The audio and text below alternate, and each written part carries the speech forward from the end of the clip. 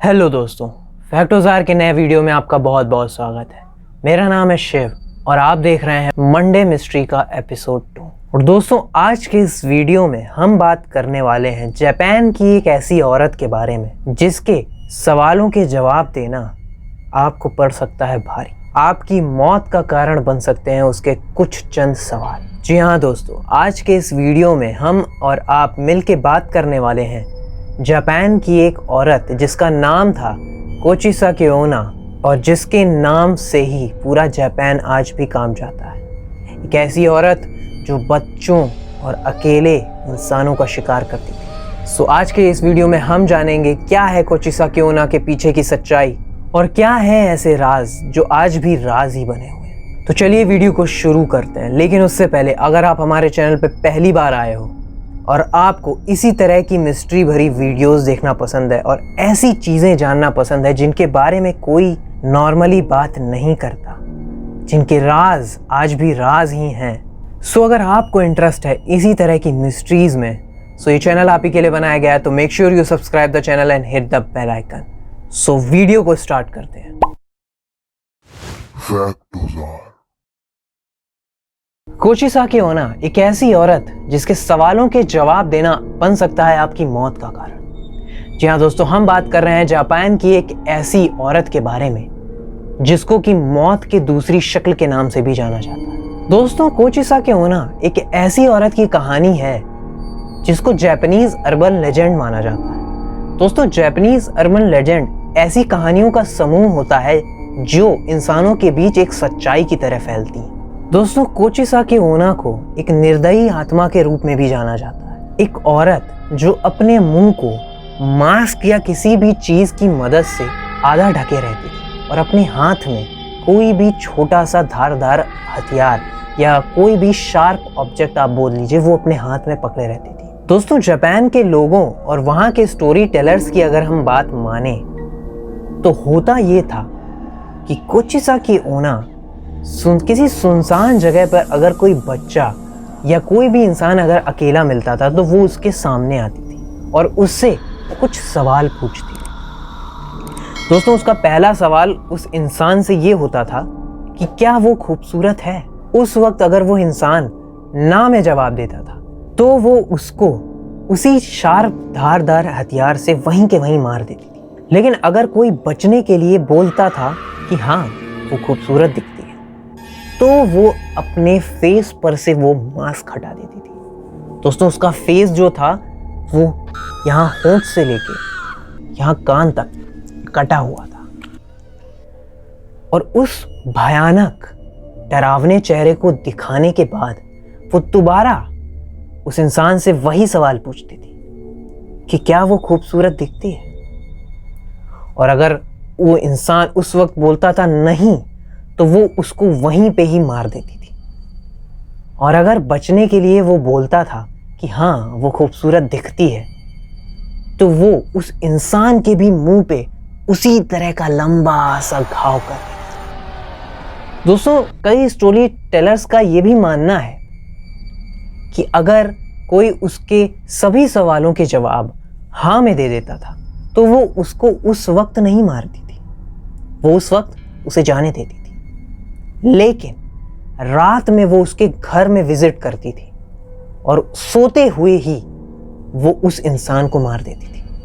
दोस्तों, कोचिसाकी ओना नाम की इस चुड़ैल को जापान में एक बहुत ही डरावनी चुड़ैल के नाम से भी जाना जाता है। वहाँ के लोग आज भी इस नाम से कांपते हैं। दोस्तों, 1970 के दशक में कोचिसाकी ओना की ये कहानी जापान में बहुत ज़्यादा तेजी से फैली थी।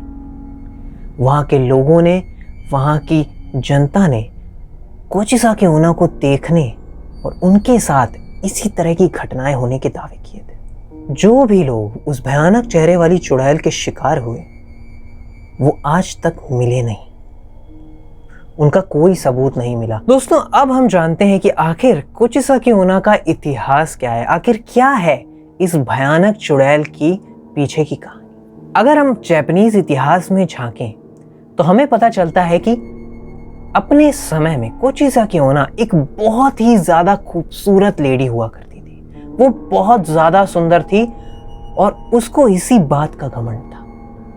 उसको अपनी सुंदरता पे बहुत ज्यादा घमंड था, बहुत ज्यादा।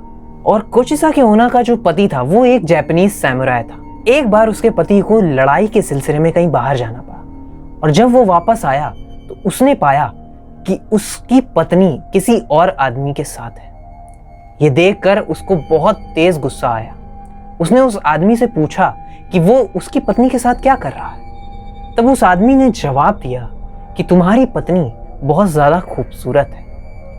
इस बात से वो समुराई आग बबूला हो गया और उसने उसी वक्त अपनी तलवार से अपनी पत्नी का मुंह बीच से चीर डाला। जी हाँ दोस्तों, इस घटना के बाद जब भी कोचिसाकी ओना अपने चेहरे को देखा करती थी, जो कि इतनी ज्यादा खूबसूरत औरत जब अपने इस भयानक चेहरे को देखती थी तो उसको खुद डर लगने लगता। माना जाता है कि इस बात से तंग आकर उसने खुद आत्महत्या कर ली थी और वो मर गई। लेकिन बाद में 1970 के दशक में वो दोबारा लौट के आई और ऐसा माना जाता है, स्टोरी टेलर्स का ऐसा मानना है कि इस बार वो अपना बदला लेने आई थी।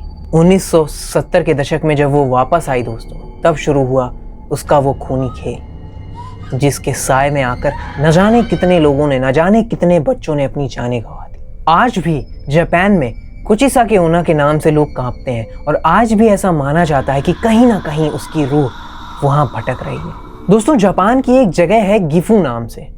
माना जाता है कि कोचिसाकी ओना के होने के सबसे ज्यादा सबूत वहीं पे ही मिले हैं, वहीं पे ही सबसे ज्यादा घटनाएं घटी हैं, वहीं पे ही उस भयानक चुड़ैल ने इतने खूनी कांड किए। दोस्तों, यहाँ पे आपसे मैं एक सवाल पूछना चाहता हूँ। कोचिसाकी ओना अगर आपसे वही सवाल पूछे कि क्या वो खूबसूरत है, तो आप दोनों बार उसके सवालों की क्या जवाब देंगे? सो हमें कमेंट सेक्शन में जरूर बताइएगा। दोस्तों, भूत प्रेत आत्माएं, इनकी सच्चाई को कुछ लोग नकारते हैं, कुछ लोग अपनाते हैं, पर अभी तक साइंस भी इस बात को प्रूव करने में नाकामयाब रहा है कि क्या आखिर ये स्पिरिट्स, आत्माएं, इनका सच्चाई से कुछ भी वास्ता है। ये अभी तक प्रूव नहीं हो सका। दोस्तों, कोचिसाकी ओना की कहानी एक अकेली कहानी नहीं है। ऐसी बहुत सारी कहानियां हैं जो कि इंसानों को आज भी डरा देती हैं और उनके बारे में हम आगे की एपिसोड में बातें ज़रूर करेंगे। तो दोस्तों, जापान की इस कोचिसाकी ओना नाम की औरत की सच्चाई क्या है, ये तो आज तक कोई भी नहीं जान पाया। क्या है इसके पीछे की मिस्ट्री क्या थी, ये मैंने आपको अभी बताई। आपको क्या लगता है, आप क्या सोचते हैं इस बारे में? क्या है, कितनी सच्चाई है इस कहानी के पीछे और कितना झूठ? आप अपने थॉट्स हमें ज़रूर कमेंट में बताएं। सो दोस्तों, आज के लिए इतना ही। मिलते हैं अगले वीडियो में फिर ऐसी ही किसी भयानक कहानी, किसी ऐसी ही भयानक मिस्ट्री के साथ। बताएंगे क्या है उसके पीछे की कहानी, क्या है उसके पीछे की सच्चाई। सो बने रहिए चैनल पे। मिलते हैं अगले वीडियो में फिर ऐसी किसी मिस्ट्री के साथ बहुत जल्द।